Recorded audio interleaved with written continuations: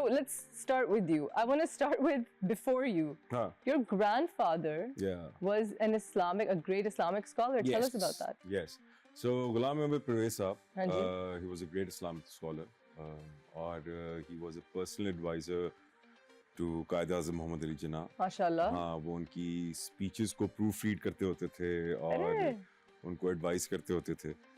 So मेरे नाना हैं वो, तो तिलुए इस्लाम लाहौर में अभी भी उनकी एक लाइब्रेरी है. So तो अभी भी उनकी काफी सारी जो चीजें हैं, बुक्स वगैरह सारा कुछ. और आप इंटरेस्टेड हैं इन चीजों? आई नो कि आप एक स्पिरिचुअल इंसान है बहुत ज्यादा. यस आई एम, लेकिन मेरा ये एक था कि मुझे ना बड़े वो कन्वेंशनल तरीके से ये चीजें नहीं सीखनी थी. ये था एक मेरा कि मुझे होता है ना कि आप अच्छा अब मैंने सीखना है ये. मुझे वो उस तरीके से इंटरेस्ट नहीं था. I just wanted to be very organic. Yes, ठीक है ना, क्योंकि मेरा ये मानना है और जितना मेरा एक्सपीरियंस है वो यही है कि जो चीज आप ऑर्गेनिकली अडेप्ट करते हैं ना, वो इजी भी होती है और उसका लॉन्ग लास्टिंग इफेक्ट भी होता है और वो सच्ची भी होती है. Exactly. Stay true to it.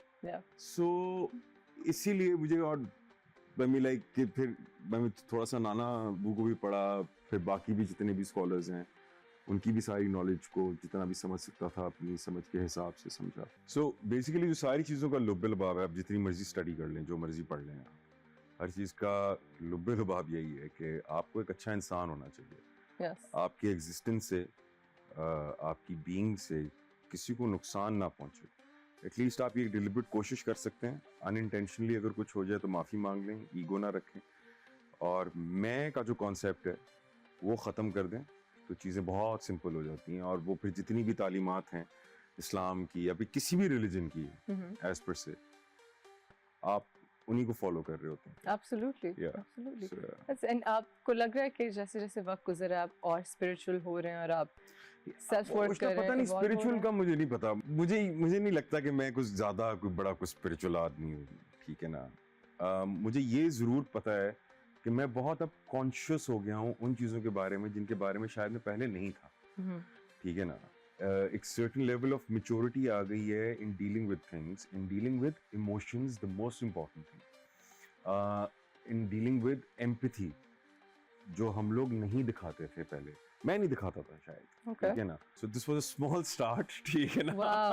कि जहाँ से Sharabil was the first person who gave me that confidence. इसलिए मैं आज भी उस बंदे को क्रेडिट देता हूँ इस बात का कि he is one of the teachers. And you guys were very close as well. This band. Abhi Zahid bhi mere show pe tha, Ali Rahman bhi tha. You know, and that's why I'm so comfortable with you guys because मैं दूसरे मुल्क में थी लेकिन मेरे भाई के इतने close हैं लोग, so it was just like family. You guys were, you know, you were always there for me, and you were such an amazing. Yes. Ji.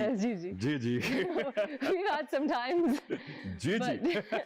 And so you started with that, and then you moved to Karachi. Yes. उसके बाद after my graduation, I came to Karachi with not knowing even a single soul in the city. मैं किसी को नहीं जानता था.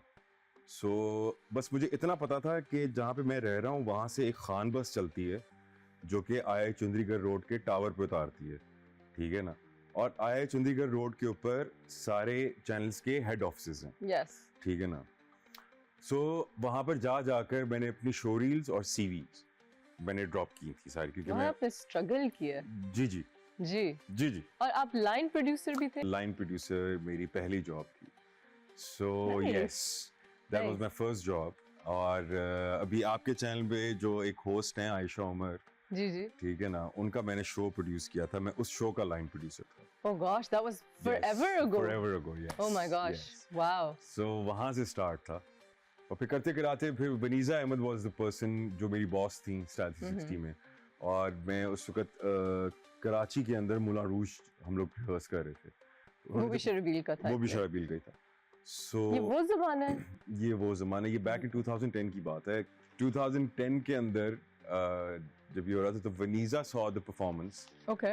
और फिर उन्होंने कहा कि तुम यहाँ पर क्या कर रहे हो, तुम जाके एक्टिंग परस्यू करो और तुम्हें ये तुम्हारा काम नहीं है. सो मेरा भी प्रोबेशन पीरियड भी पूरा नहीं हुआ था और मैंने फिर I called it quit and then I pursued acting. आपने ये कब रियलाइज किया कि डैम आई एम गुड? हाँ, damn, I'm good. ये मैंने कब realize किया? Because you're so bad at taking compliments. Yes, supremely bad. ठीक है ना, मुझे बिल्कुल मैं ऐसे और अजीब सी गिगल होती है। ऐसे हो जाता हूँ मैं। अल्लाह का शुक्र है जितनी प्रेजेस मिलते हैं सारा कुछ होता है। माशाल्लाह। मगर I never take that too seriously. मैं इतना seriously लेता नहीं हूँ अपने आप को ही। Yes. Let alone these compliments. मैं अपने आप को इतना seriously नहीं। And you're very laid back and easygoing. Extremely. Is there anybody who inspired you? As an actor? As an actor, someone you looked up to, चाहे Hollywood, चाहे यहाँ, and you said कि this is what I want to do. If in parallel universe, अगर acting would have been a religion, तो Daniel Day-Lewis उसके God Well, of course. ठीक है ना, वो तो. Of course. My Left Foot. Gangs of New York. बेशुमार. But oh man, The Butcher was just. Yeah. Oh. I agree. So I think in the early stages of transforming myself as an actor, Daniel Day-Lewis को मैंने उस time पे discover किया था और उनकी चीज़ें मैंने देखना शुरू की। So वो एक बहुत इंस्पायरिंग एक्टर हैं। Yes, और दूसरा फिर करते कराते फिर मुख्तलिफ काम है बहुत सारे एक्टर्स के। I mean like even हमारे अपने एक्टर्स मरहूम मोइन अख्तर साहब, ठीक है, उनका आप काम देख लें, बॉडी ऑफ वर्क उनकी इतनी अमेजिंग है। आप आप इतने इंस्पायर होते हैं उनकी कॉमिक टाइमिंग्स देख के। सो वो हैं। आजकल की अगर बात करूं तो नुमान एजाज भाई, ठीक है ना, नोमी भाई क्या कमाल एक्टर, ठीक है ना, वो हैं। और भी बेशुमार लोग हैं। सो आपको, मुझे लगता है कि एक बंदा तो चलो आपको कहीं ना कहीं इंस्पायर करता है, लेकिन बहुत सारे एक्टर्स का मुख्तलिफ काम होता है, काम जो आपको थोड़ा इफेक्ट करता रहता है। आप थोड़ा सीखते रहते हैं, थोड़े नुआंसेस पकड़ते रहते हैं। जी। और रिसेंटली किसी का काम आपको इंस्पायर किया? रिसेंटली मुझे किसी का काम इंस्पायर अच्छा लगा, अप्रिशिएट किया, जैसे हम देखा कि this stood out. Like for me for example, अभी ड्रामा खत्म हुआ है नूरजहां, एंड सबा हमीद तो is unbelievable, she is one of the greatest actresses. I think the whole cast was phenomenal. Hajra, I love more than anything. And then Kubra Khan, I feel like from being a starlet and a very, very good actor, proved herself to be a very great actor because she carried that last leg. So I, as an actor, was greatly inspired because I was like, okay, she's up there. She's up there. So has there been a male co-star that you've been inspired? I think recently, I think Bilal Abbas. In Manjogi. अच्छा. हाँ. Yes. So I mean he's very बहुत अच्छा actor है वो भी, बहुत वाकई बहुत अच्छा एक्टर है। Now I'm thinking about it. And this is because you got to work with him. Yes. And you're getting praises. God has been kind. God has been very kind, and credit goes to Kashif Nisar and Zafar Miraj, to be really honest. They're a great duo. They're a brilliant duo. Insane geniuses. Dark, but insane geniuses लोग हैं यार। Beautiful. मैंने भी उनका एक बड़ा अच्छा drama किया था। जो ज्यादा लोगों ने देखा नहीं, लेकिन जिसने देखा है बहुत तारीफें की उस ड्रामे की। हाँ, उस ड्रामे क्या नाम था? लश्कार। It was a critically acclaimed drama, but it was a non-typical story. और देखिए, अब वो जो प्रोसेस है ना काशिफ भाई का, वो बड़ा मजे का है। और फिर काशिफ निसार, जफर मिराज, और सामने आपके एक्टर्स हैं लाइक सबीना फारूक और बिलाल अब्बास। अस्मा अब्बास भी हैं साथ में, और अदनान शाह टीपू हैं, साद अजहर हैं।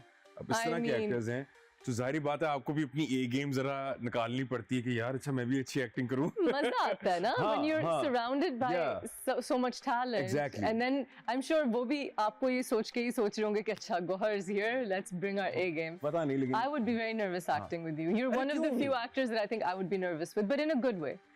In a चलो वो अच्छी nervousness है। अच्छी nervousness। इतना तो होना चाहिए। इतना He's so humble. Look at how humble this guy is.